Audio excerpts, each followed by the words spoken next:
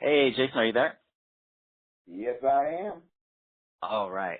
Well, I just want to start by saying you were very convincing at Tribal Council about Ty being untrustworthy. Like, you managed to convince Michelle, possibly Sydney, but it just wasn't enough to turn the vote around.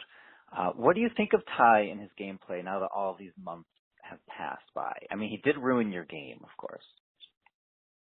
He did ruin my game, but he's really set himself up in a strong position.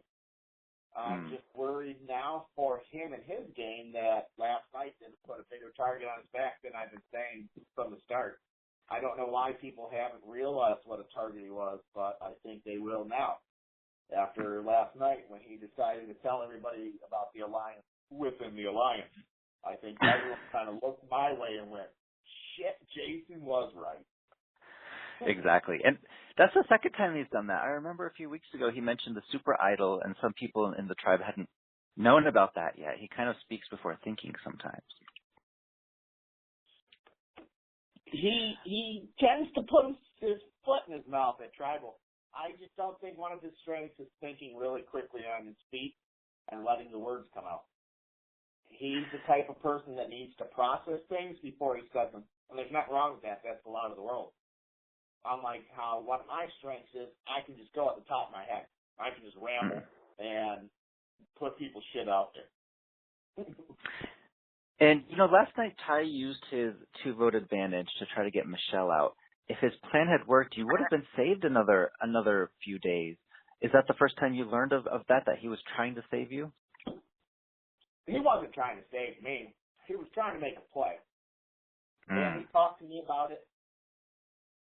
He wanted me to get in line with him and vote his way, but I knew he didn't have the vote. You could see how close the girls were on camp. And Joe was always going to vote where Aubrey said to vote. Getting rid of Michelle was not an option for them.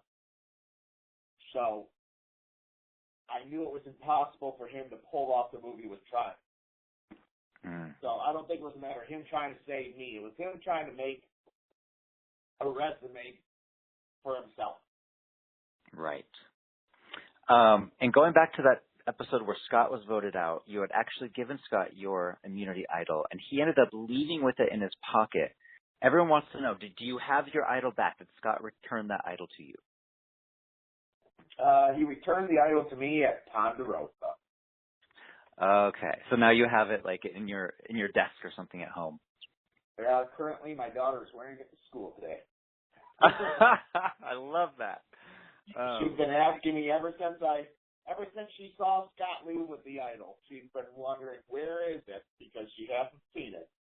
So I finally let her see it, and she, can I wear it to school? And not until you see how I get it back. And you mentioned in your little confessional that you're proud of the way you're proud of the way you played your game, and you hope that your family is too. What was their reaction to your gameplay watching the show with you every week?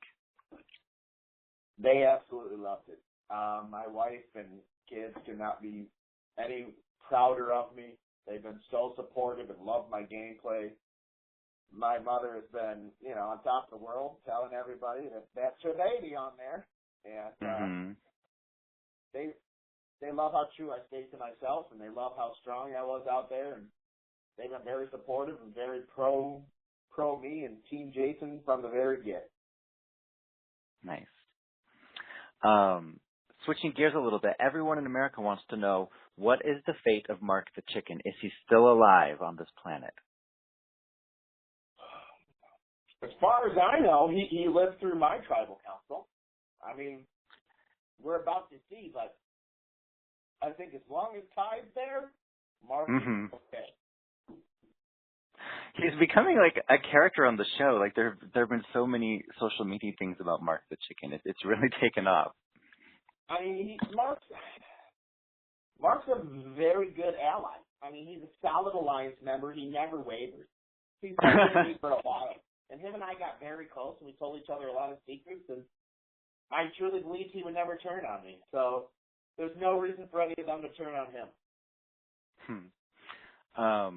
Your sunburn in the first few days looked very, very painful. Do they not provide sunscreen for you guys? It's I think I get Cochran a run for his money. We're put out there against the elements, and it's as real as it looks. They don't age you. We don't sleep in hotels at night. It is exactly what you see. So, I mean, the burns happen, and they happen quick. It happened on the boat pretty much when we were paddling to shore, and there was nothing I could do to avoid it from that point. It happened within the first hour and just progressively got worse, and there was nothing I could do to avoid it. But it shows how real the game is, and it shows how little they step in to alter the game. They don't. Right. They make sure it's as real as possible and that it's what you see. Now, was that your biggest injury on the show, or did you have something more serious? I remember I was talking to Scott a few weeks ago. He said he was almost, evacuated in the first week because of heat exhaustion. I'm impressed. This is the first time someone's asked me this question all day long. So you're the only one with this answer. Yes, I went to the hospital after I got voted out.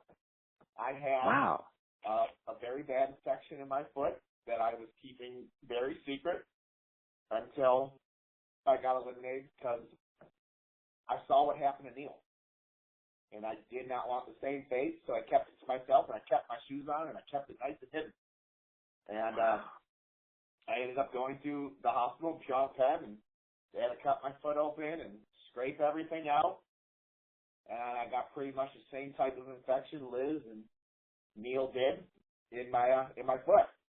On top of that, in my exit video, I don't know if you've seen it, but I talked about how my gums are swollen.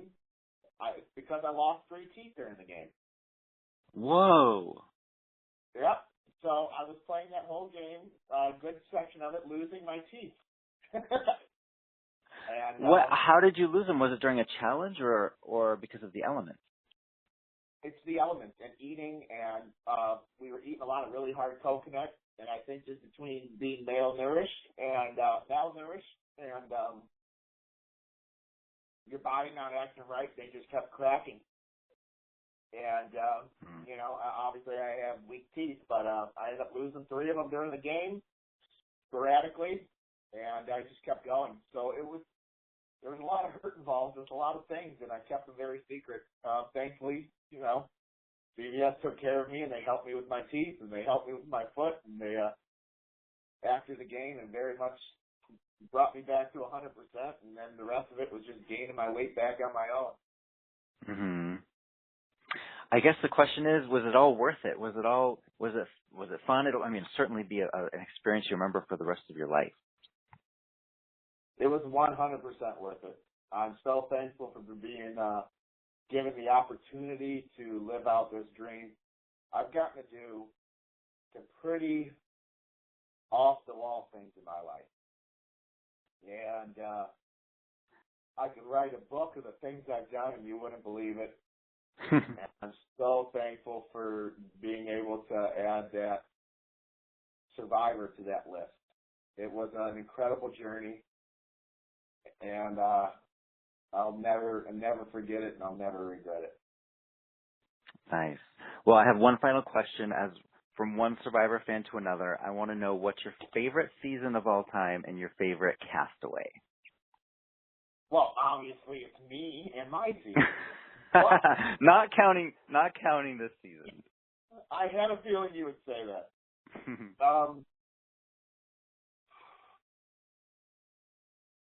I really like the original BBB simply for the fact of the King of the Villains one, Tony. Mm-hmm. I really like Tony, and I love the way he did that.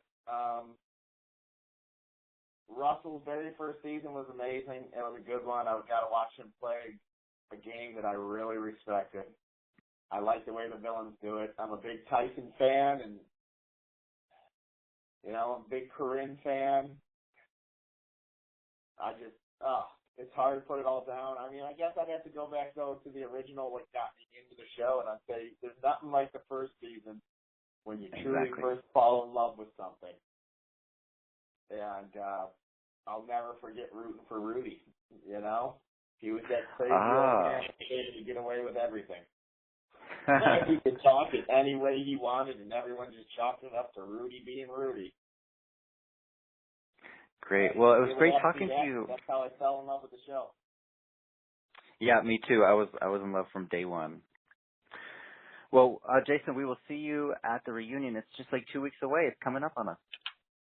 It really is. I wish I wasn't talking to you till then, but yeah, I did pretty well. And I look forward to going to the reunion and seeing how this terrific story ends. All right. Have a good day. You too.